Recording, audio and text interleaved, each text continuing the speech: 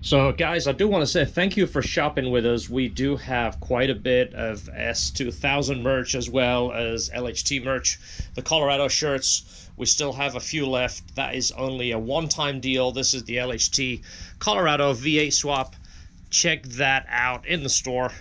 So we decided not to do a Patreon type account. I'd rather make our LHT channel free so you can enjoy it for free, and if you want to support the channel, buy the merch. I don't want to charge you to watch the content. I feel funny about that. I'm going to wash it first. As I've mentioned before, these sound kind of funny until you get them up in the RPMs. Just to kind of cut to the chase, just so some of you guys don't get offended, I'm not the type of guy that buys a car and then thinks it's the best car in the whole entire world. You know, I'm going to back in so that I can see how far away I am from the curb. I like to be upfront and tell you, you know, give you my opinion. I'm not going to be just deliberately cruel, but if something sucks, I want to tell you it sucks. I'm not going to, oh my god, it's the best thing in the world. There's a reason why they did that. The whole front is PPF. I'm going to break tradition now. Typically, I get a car, I get either Presidential or I get Sean from Monarch to do a beautiful paint correction, ceramic coat it, get it window tinted, get PPF put on, and then I sell it. The next guy gets all the stuff that I've done. I'm going to break tradition. I'm not going to color correct this car. It's already got PPF. It's white, so it doesn't really matter if it's absolutely gorgeously shiny. Once I wash it, I'll get a better look at it.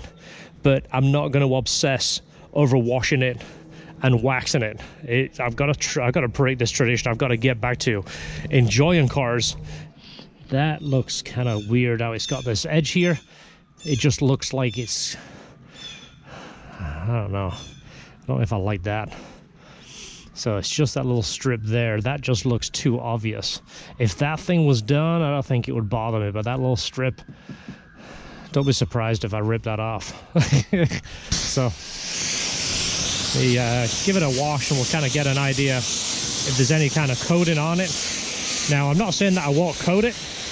I might do that, but I'm not going to color correct it and spend all this time. Okay, this cleans up pretty easy. I'm not going to spend all kinds of time on it trying to make it beyond mint, because then I feel like I get too obsessed with it. And I can't keep doing that. I'm just wasting money and wasting time. I know the bank loves me. I know the state of Florida probably loves me, and the tax collector. Wow, look how dark that stuff's got. I'm definitely contributing to sales tax, that's for sure. Not only am I collecting it from my customers, I'm paying it on time. I'm buying cars and giving them all that money back. Gotta stop that. So we'll just give it a quick soak. Try and soften that stuff on there. Now, again, I do like to wash cars properly. Everybody has their own system. I like to soften the dirt first. I don't like to just go right on it with soap and start scrubbing on it. So I always like to use the foam cannon. Make sure it's connected on here.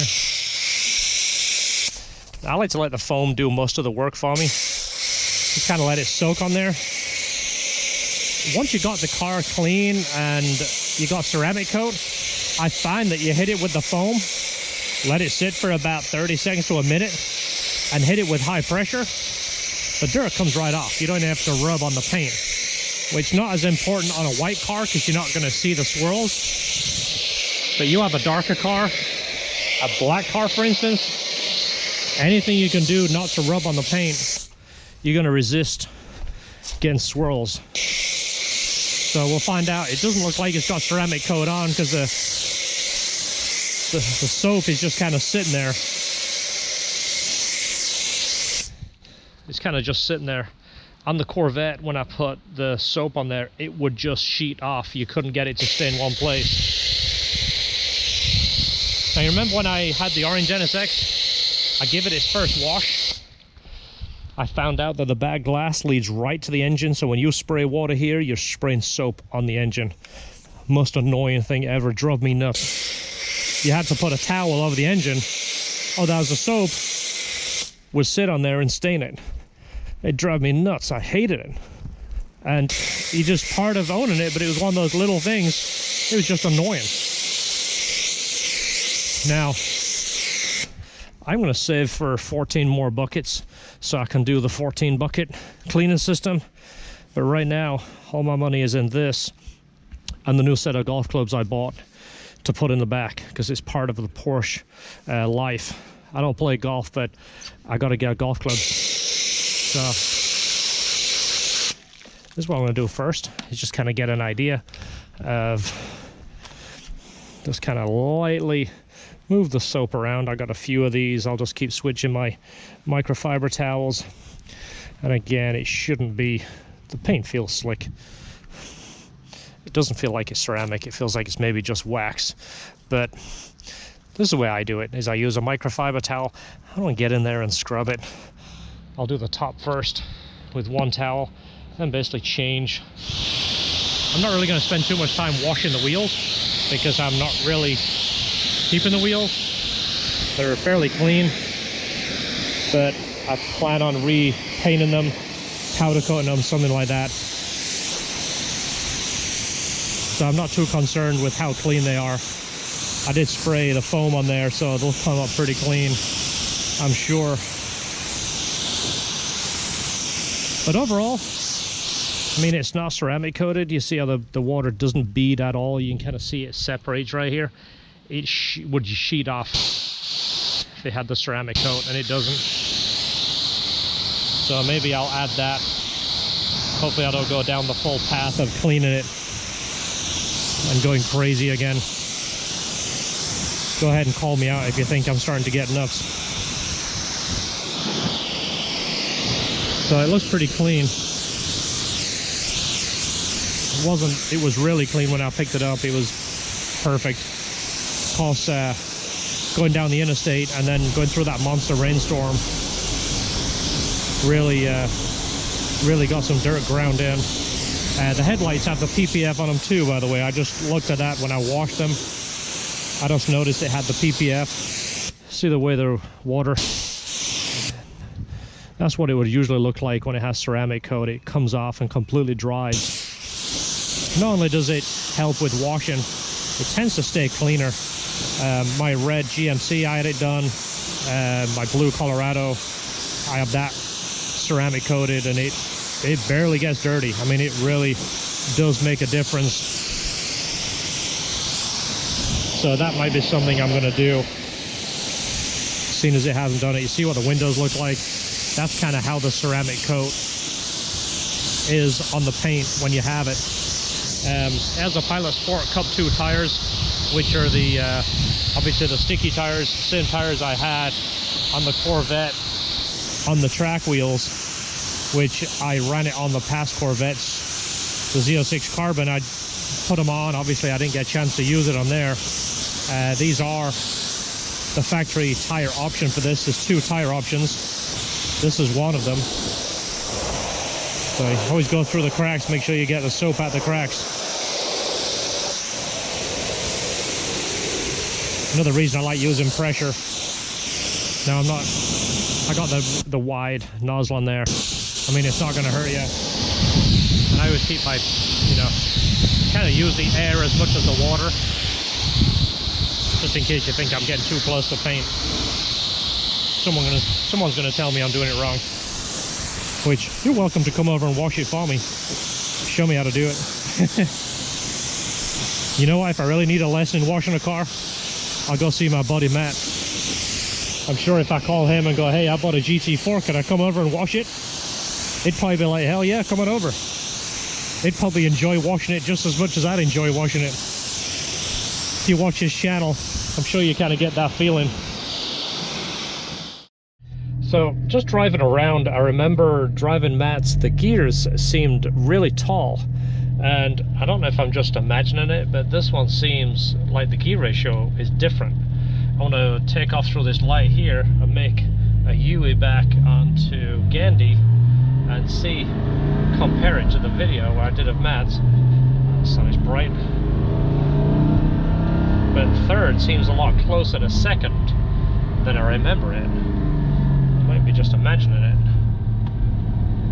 So I don't know if it's got a different gear ratio or not. I'm not going to be able to get around this fit.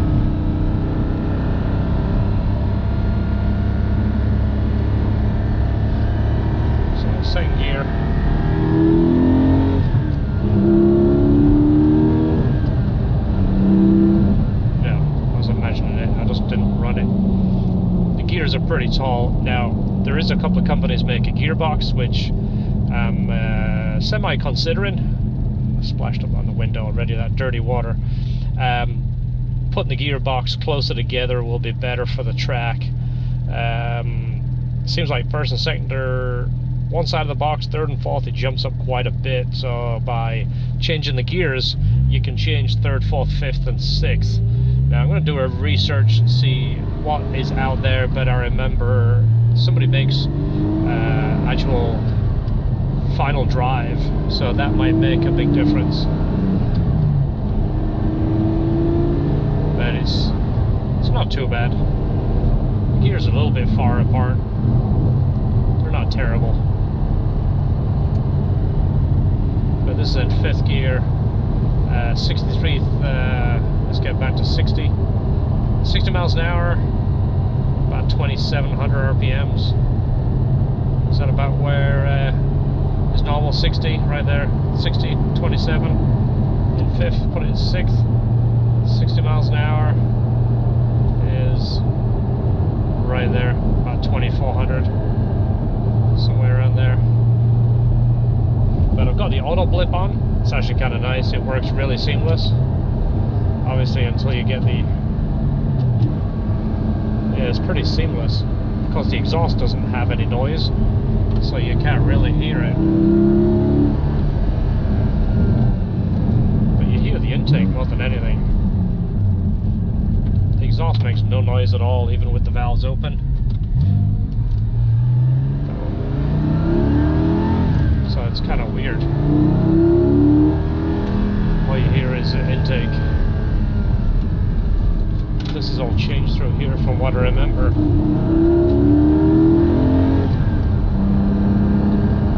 Hopefully it's not too different.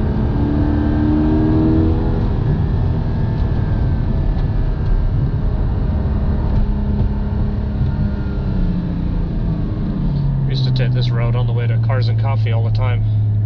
Of course, going through here at 6 AM there was no cars, you could have a little fun. But now there's this big apartment complex right over here, and everybody obviously is going there.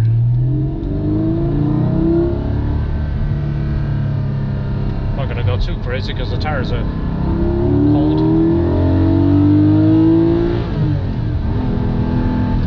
But it's not too bad. It's not pull you in the seat power, but it's gonna be fun. I think an exhaust would really make it sound better, make it more fun. Might not necessarily make any more power, but it gives you the feeling that the car is doing better. You know, it really wakes the car up and kind of gets you into it.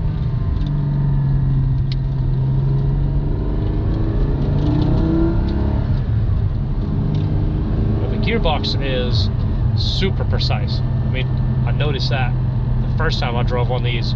Gearbox, brakes, steering. Steering is so in tune. It's driver involvement, part of the manual transmission. It's part of being involved in the driving. Alright, yeah, you may as well come out. Kind of anticipated you doing that. It's funny when you see people do that, you know they're gonna do it, so you're just waiting for them. Then you're surprised if they don't. I think I need to be in that lane. No, I'll go straight here. So I've done a bunch of videotaping back here. We used to take the cars back here. Back in the day when we did the videotaping, that guy will probably come through. Nope, I thought he would. But it's changed. All these buildings were not here. When we used to do the videotaping, we used to come through here, obviously pretty fast. Let's see, I'll go left here. But that's all new. That's new. Now a ton of people living over here.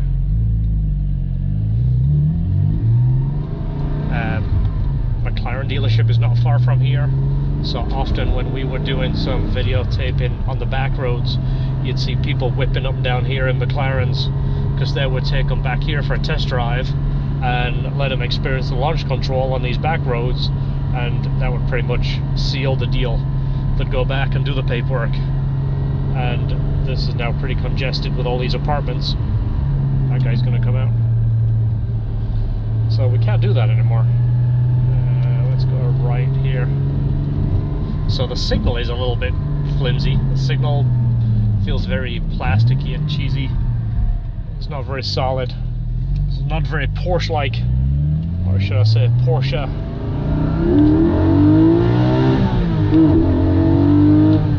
Yeah, it's pretty slow. It sounds good though. It's slow. It needs another 100 horsepower, I think. That would probably do it. Maybe talk about building some custom headers and exhaust, intake, and a tune. Maybe we can get 400 to the wheels, and then maybe put an LS mob in it. That would really make some friends, wouldn't it?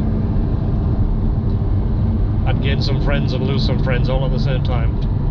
Imagine this with an LS7 in it. That'd be insane. That'd be my 100 horsepower without a problem. So the auto blip works really well, and of course I don't need it. I'm not doing anything too much. It's just kind of nice to see it work. I've got the automatic stop turned off. I don't want the car turning itself off every time I come to a traffic light. So it's decent. It's not slow. I mean, I'm just saying it's slow because I just came from 525 to the wheels. This is probably making 370 to the wheels. We'll find out. One of the next videos, we'll put this thing on the dyno and see exactly what it makes, and we'll know for sure. I keep seeing all these dyno results, and most of them are from customers or companies that are selling products. Well, when they sell products, this makes power.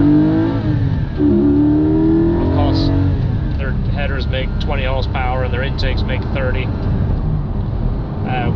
If I build headers for it, we're not going to mass produce them. Might make a couple of sets. There's a cop sitting right there in the middle of the road. We might make a couple of sets, but not mass produce it. Maybe make them as we need them. If you see the kind of headers we do, they're going to be different to what you see on the market right now. I'll tell you that right now, we're going to do something completely different than what everybody else is doing. If you watch any of our videos, I'll give you a hint. They're going to be lighter than what anybody else is doing. It's laminated, which is kind of nice. So, give you an idea. Its base is $99,200 for it if you get it stripped out. I don't think you can get it stripped out, but nobody would order it that way, I would doubt. So, as you see right here, white is no charge. I think they have a couple of paint options where it is a charge. Leather, Alcantara interior, black with silver stitching, $21.60.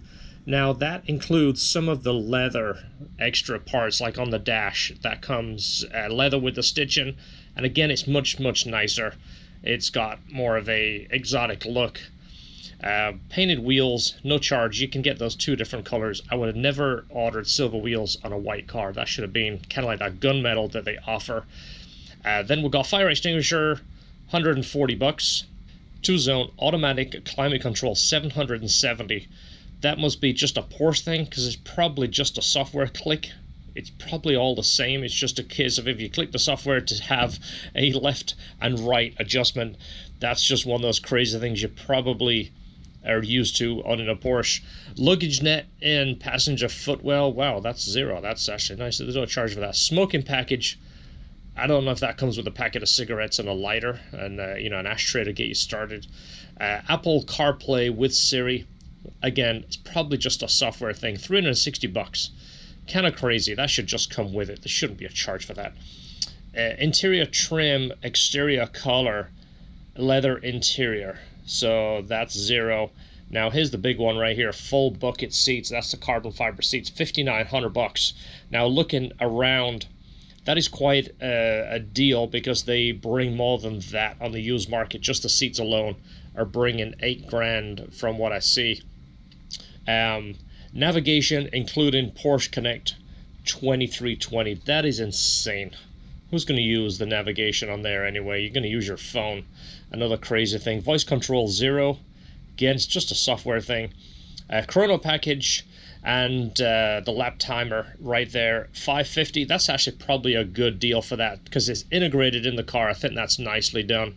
And I thought they were LED headlights. They're not. They're xenon headlights, by xenon, which means low beam and high beam. Headlights in black with PDLS, $1,500. That's kind of pricey. I would have thought there would have been LED at that cost. Includes first year and 10,000 mile maintenance, so that is included. Now this Porsche is Porsche certified, which is nice. It adds an extra 2 years to the warranty already, which is pretty good. This has a 4-year warranty already, so with the Porsche certified it adds 2 years to that. So this MSRP 114,610.